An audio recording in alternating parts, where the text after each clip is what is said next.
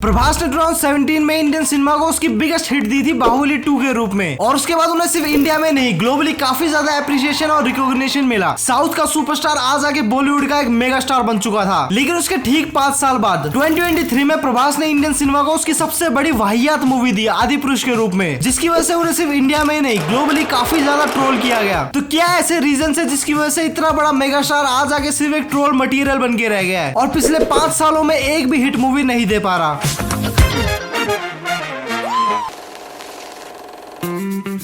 हम सबको पता है कि बाहुबली फ्रेंचाइज कितनी बड़ी मूवीज थी, ऑब्वियसली ऐसी मूवीज की वजह से एक बार सेट हो जाता है। ऑडियंस की एक्सपेक्टेशन प्रभास से और भी ज्यादा हाई हो गई थी और वो प्रभास की हर मूवी से सेम कंटेंट एक्सपेक्ट कर रहे थे। बाहुबली 2 की इतनी बड़ी सक्सेस के बाद फिर प्रभास अपनी नेक्स्ट मूवी अनाउंस करते हैं साहो। साहो का ट्रेलर और लुक काफी ज्यादा अच्छा लग रहा था और साहो का बजट बाहुबली 2 से भी ज्यादा था। इन्हीं सब चीजों की वजह से ऑडियंस की एक्सपेक्टेशन छत लांग जाती है और हाइप ऑडियंस सारे के सारे थिएटर भर देती है। बट साहो एक एवरेज मूवी रही जिसकी वजह से फैंस की सारी एक्सपेक्टेशन मिट्टी में मिल गई और ये सेम सिनेरियो रिपीट होता है 2022 की राधेश्याम मूवी के साथ। मूवी एवरेज रही जिसकी वजह से प्रभास फैंस की एक्सपेक्टेशन को मीट नहीं कर पाए। फैंस डेस्परेट थे प्रभास को एक अच्छी मूवी में देखने के लिए और इसी बीच प्रभास अपनी नेक्स्ट मूवी अनाउंस करते हैं आदिपुरुष। सेम हाइप और एक्सपेक्टेशन आज से ज्यादा थी क्योंकि एक तो रामायण इंस्पायर्ड स्टोरी थी और दूसरा प्रभास इस मूवी में भगवान श्री राम का रोल प्ले करने वाले थे। लेकिन इस बार ऑडियंस की एक्सपेक्टेशन और हाइप को मिट्टी में मिलने में मूवी तक का वेट नहीं करना पड़ा। ये काम इसके टीजर ने ही कर दिया। टीजर देख के ही आधे फैंस को पता लग गया था कि मूवी किस लेवल की होने वाली है, लेकिन आधे फैंस को होप थी कि क्या पता मूवी की स्टोरी में दम हो या फिर इस चीज को इंप्रूव किया जा सके। लेकिन मूवी आने के बाद ये मूवी हर एस्पेक्ट से वाहियात थी।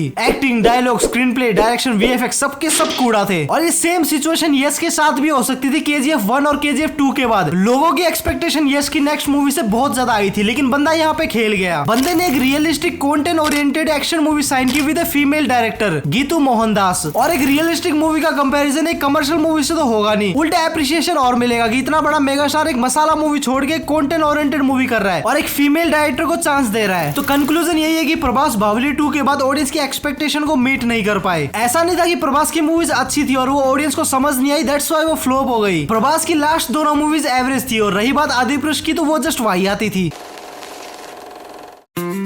प्रभास अपने आप में एक मूवी फैमिली से बिलोंग करते हैं। प्रभास के फादर साहब एक मूवी प्रोड्यूसर थे और इनके मैक्सिमम रिलेटिव भी मूवी लाइन से ही बिलोंग करते हैं। बट प्रभास बाकी नेपोटिज्म के प्रोडक्ट की तरह नहीं है। प्रभास अपने आप में एक एक्टिंग पावर हाउस है, जो कि हमने बाहुबली सीरीज में देख ही लिया था। छोड़ो बाहुबली, प्रभास की पुरानी मूवीज लाइक मिर्ची, छत्रपति या फिर मिस्टर परफेक्ट देख के तुम्हें पता चलेगा कि प्रभास किस कैलिबर के एक्टर है। बट बाहुबली के बाद प्रभास अपनी एक्टिंग का 30% भी नहीं दे पा रहे। प्रभास ने किसी इंटरव्यू में बोला था कि वो बाहुबली 2 के बाद एक्टिंग को क्विट करके होटल रिलेटेड बिजनेस खोलना चाहते हैं। चलो माना कि आप अपना बेस्ट नहीं दे पा रहे, आप थोड़े से लेजी हो चुके हो, लेकिन रोल तो ऐसा सिलेक्ट करो जो कि आप पुल ऑफ कर सको। हमारे प्रभास सर भगवान श्री राम का रोल सिलेक्ट करके बैठ गए। हाँ, मैंने सुना कि अब एक्टिंग को क्विट करने वाले थे, लेकिन भाई साहब मूवी के बीच में एक्टिंग कौन क्विट करता है? आदिपुरुष में कुछ तो एफर्ट लगा लेते, जोक सपाट। लेकिन प्रभास एक बुरा एक्टर नहीं है, वो जस्ट लेजी हो चुके हैं। अपनी फिटनेस पे वर्क ना करना और अपने कैरेक्टर को ना समझना कि वो मूवी में क्या रोल प्ले कर रहे हैं। लाइक राधेश्याम की स्टोरी में पोटेंशियल था, लेकिन जिस हिसाब से एग्जीक्यूशन हुआ बहुत ही बेकार था। और रही बात आदिपुरुष की, तो उसमें एक्टिंग वाहियाती थी।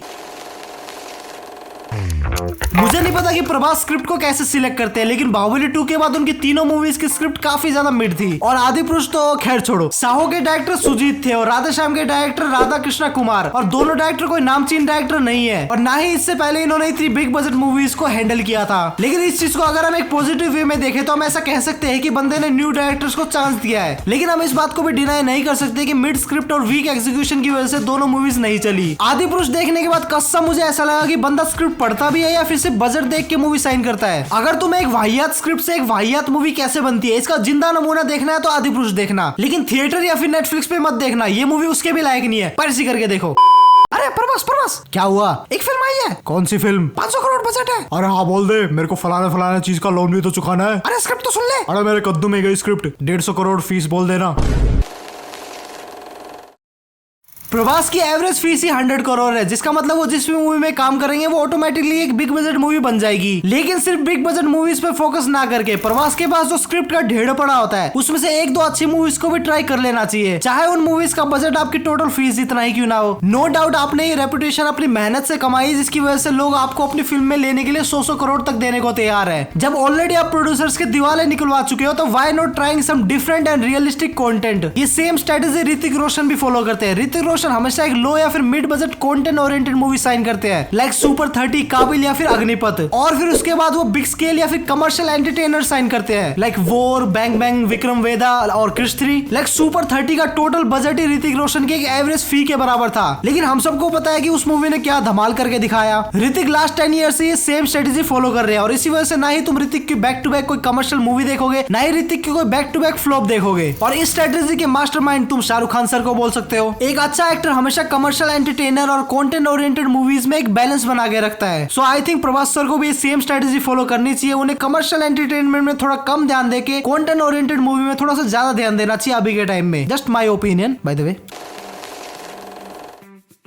अब ऐसा नहीं है कि प्रभास का करियर डेड हो गया या फिर प्रभास के करियर का एंड आ गया। प्रभास कोई यारे गहरे एक्टर नहीं है, प्रभास एक मेगा स्टार है और इसी वजह से उनकी काफी बड़ी बड़ी मूवीज आ रही है, लाइक सलार, कल की या फिर स्प्रिट। अपकमिंग सलार तो डेफिनेटली काफी अच्छा परफॉर्म करने वाली है, क्योंकि इस मूवी को प्रशांत नील सर डायरेक्ट करने वाले हैं, जिन्होंने केजीएफ के दोनों पार्ट्स को डायरेक्ट किया है। और दूसरी ओर ये मूवी केजीएफ यूनिवर्स से भी बिलोंग करती है। लेकिन जितना हाइप अभी हम सलार के लिए है, उतना ही हाइप हम किसी जमाने में साहो या फिर राधे श्याम के लिए भी थे। सो लेट्स होप कि सलार एक अच्छी मूवी निकले। लेकिन एक चीज के लिए मैं श्योर नहीं हूँ, वो है कल की मूवी, क्योंकि इंडिया में आज तक किसी ने ऐसी मूवी को पुल ऑफ नहीं किया है। एक वीएफएक्स लोडेड मूवी जिसकी स्टोरी फ्यूचर वर्ल्ड पर सेट हो। इसके अलावा हिंदू माइथोलॉजी का भी काफी ज्यादा रेफरेंस यूज किया जाएगा। टू बी ऑनेस्ट, मैं सलार से ज्यादा कल की के लिए ज्यादा एक्साइटेड हूँ। और रही बात स्प्रिट मूवी की, तो स्प्रिट के डायरेक्टर संदीप रेड्डा होने वाले हैं, जो कि काफी ज्यादा वॉयलेंट डायरेक्टर है। वॉयलेंट मतलब वो प्रभास को पीटेंगे नहीं, वो अपनी मूवीज में काफी ज्यादा वॉयलेंट सीन के लिए फेमस है। और स्प्रिट मूवी में हमें काफी ज्यादा गैंग वॉर देखने को मिलेगी। तो लेट्स होप कि प्रभास की तीनों मास एंटरटेनर अच्छा परफॉर्म करे। परफॉर्मेंस से याद आया, मेरी लास्ट वीडियो को तुम लोगों ने काफी ज्यादा अप्रिशिएट किया था, तो उसके लिए दिल से धन्यवाद। तो अगर तुम मेरी बकवास सुन के बोर नहीं हुए, तो लेफ्ट में एक वीडियो आ रही होगी जिसमें मैंने तुम्हें बॉलीवुड के कुछ ऐसे टैलेंटेड एक्टर्स के बारे में बताया है जिन्होंने अपने करियर की शुरुआत एज ए टीवी एक्टर की थी। तो उस वीडियो को भी चेक जरूर कर लेना। मैं मिलता हूँ तुमसे नेक्स्ट वीडियो में, तब तक के लिए बाय।